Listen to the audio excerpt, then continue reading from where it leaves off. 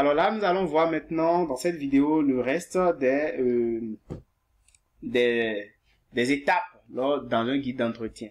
Alors ici, nous avons la 5e étape et ici, il faut donc mettre les interactions liées à l'activité de la personne enquêtée. Donc, il convient ici d'obtenir les informations concernant les relations de la personne interviewée avec les individus ou des organisations dans le cadre de la réalisation de l'activité.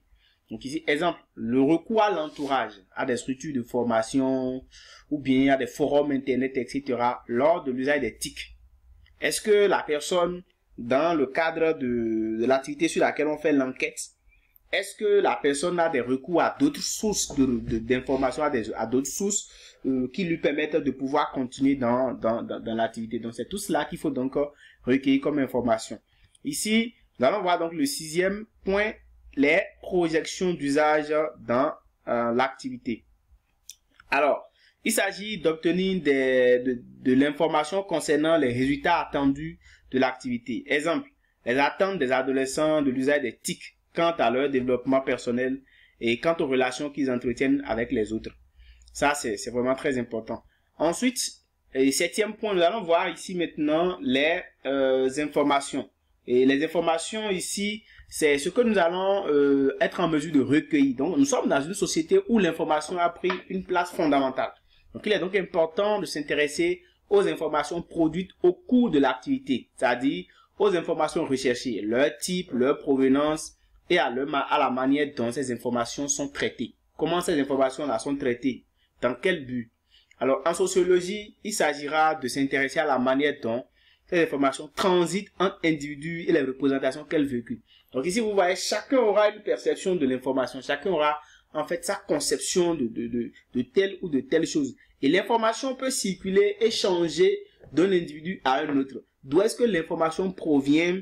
Quel est le type de cette information et dans quel but? Vous voyez ici, donc vous devez donc collecter ces informations-là et voir donc la manière dont l'information est traitée auprès de cette population que vous êtes en train d'enquêter et d'interviewer. Donc c'est très important donc de prévoir une rubrique dans laquelle vous allez donc recueillir des informations. Et ces informations, comment vous allez les recueillir, comment vous allez les travailler, comment vous allez les traiter ici.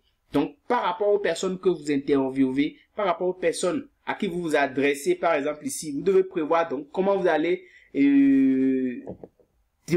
en fait recueillir les informations. Donc en exemple, si par exemple l'information recherchée concerne ici, et si par exemple, si l'exemple, excusez-moi, l'exemple concernant l'information recherchée, par exemple, et son traitement.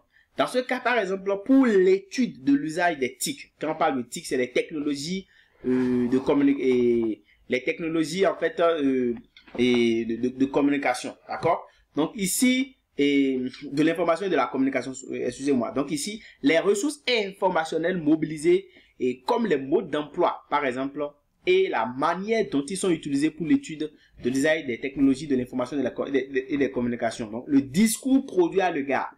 Vous avez aussi l'exemple concernant l'information produite des TIC et les canaux utilisés pour pouvoir les diffuser. Donc, ce sont les types d'informations que vous devez donc prévoir collecter. Ça dépendra de votre enquête, ça dépendra du type de données que vous voulez collecter, mais l'information ici est donc capitale. Donc, les ressources informationnelles doivent être vraiment d'une importance capitale quand vous êtes dans le cadre de l'entretien. Nous allons voir également la forme donc du guide d'information, du guide d'entretien. Ici, il est important de formuler les questions du guide de sorte qu'elle amène l'enquêté à expliciter une situation. Non, ne faites pas le guide de sorte que la personne enquêtée soit coincée dans ce qu'elle va demander ou bien dans ce qu'elle va exprimer. Donc, donnez-lui une largesse qu'elle puisse vraiment s'exprimer et expliciter la situation pour laquelle vous l'interrogez, de sorte que vous puissiez avoir suffisamment d'informations pour pouvoir vous, à votre tour maintenant, extraire le maximum de données que vous voulez de la situation pour laquelle vous êtes en train d'interviewer la personne. Donc, un exemple, il est préférable de poser une question telle que, pourriez-vous décrire votre parcours professionnel plutôt que quel est votre parcours professionnel? Là, quand vous dites par exemple quel est votre parcours professionnel, la personne enquêtée est coincée. Mais quand vous lui dites, pourriez-vous me décrire votre parcours professionnel? Vous voyez, vous l'avez offert une largesse de pouvoir décrire. Donc la personne va se mettre dans une description. Mais quand vous lui dites quel est votre parcours professionnel, il va vous dire j'ai fait tel, et c'est fini. Mais quand vous lui dites décris, il va donc se mettre à décrire ce qui s'est passé réellement.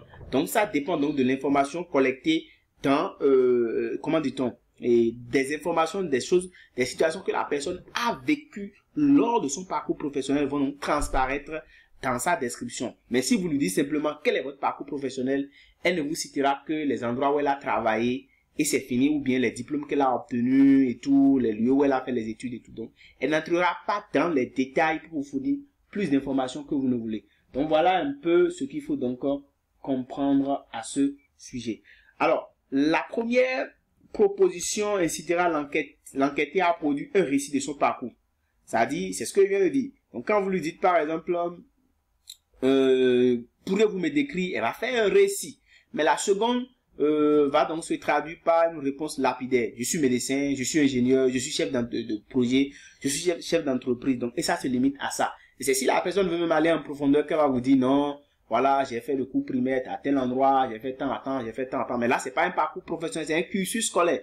Mais parcours professionnel, elle vous dira j'ai été ingénieur. Ou si elle a changé d'activité, elle vous dira j'ai fait tant et ensuite j'ai fait tant. Et c'est fini. Donc, elle n'ira pas dans le détail.